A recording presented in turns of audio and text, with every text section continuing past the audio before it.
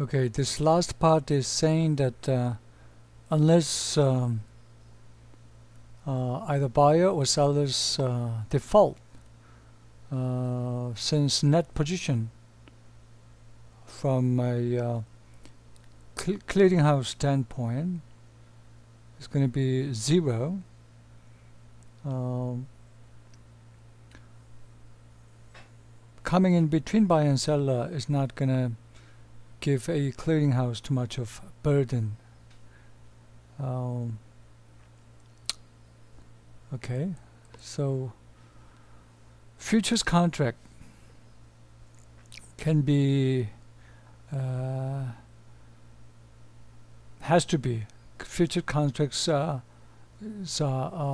to be exchange traded, and also futures contract require margin, and then futures contracts have to be settled daily, every day. This is known as marking to market. We're going to be more specific about this margin requirement as well as daily settling up, marking to market. And futures contract in futures contract, some of specification needs to be defined, such as what can be delivered. That include quantity and quality, and where it can be delivered, and when it can be delivered. That includes date and method. If there's an alternative for this specification, it's going to be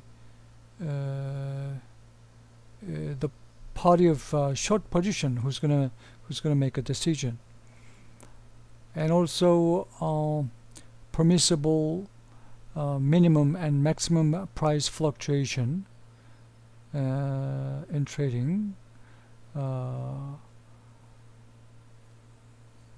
That needs to be stipulated.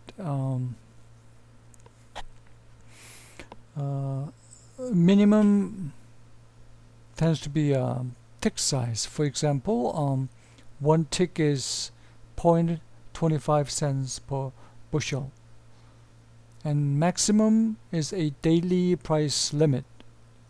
For example, in the case of wheat future, the trading price on a given day cannot differ from preceding day closing price by more than 20%, 20 cents per bushel, or $1,000 per contract. This price daily price limit, it varies according to different market. When contract is trading in its delivery month, this price limit tends not to be in effect. And also when a commodity enters a particular volatile period, this limit expands over successive days. In other words, all this maximum limit, daily price limit, tends to vary depending on situation. Not to mention it also the fact that it depends on different market. So different market stipulate daily price limit in a different way, but depending on situation, market situation, they manipulate, they juggle with this daily price limit. There could be a wide range of underlying asset. So we're going to talk about this futures contract aspect from now on.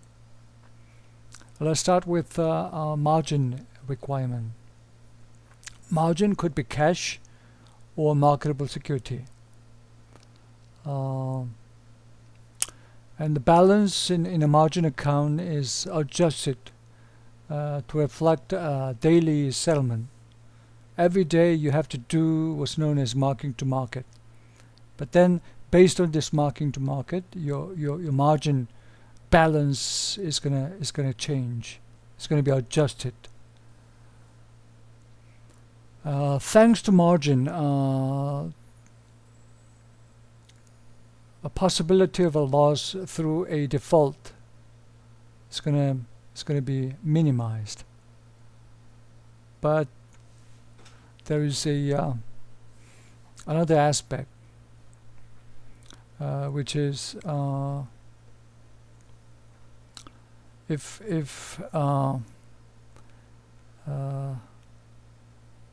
margin requirements are too heavy, then it's going to restrict the activity of traders. So the exchange and brokers they propose that margin requirement should not be set unreasonably high. So there is a two side. On one hand, margin requirement is going to minimize the possibility of a loss through a default on a contract, but on the other hand, it's going to restrict the activity of traders.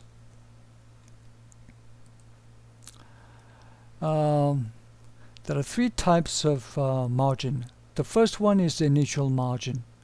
This is the amount a trader must deposit before trading starts. Initial margin approximately equals the maximum daily price fluctuation permitted for a contract. And for most contracts, it tends to be 5% or less of the underlying asset value. On the other hand, there is another type of margin known as maintenance margin, and when the value of funds on deposit with the broker reaches this maintenance margin level, then the trader is required to replenish the margin and bringing it back to its initial level, which is the level of initial margin. And this demand for more margin is known as margin call. We're going to be more specific about this margin call and maintenance margin and initial margin in terms of an example. And maintenance margin is generally 75% of the amount of the initial margin.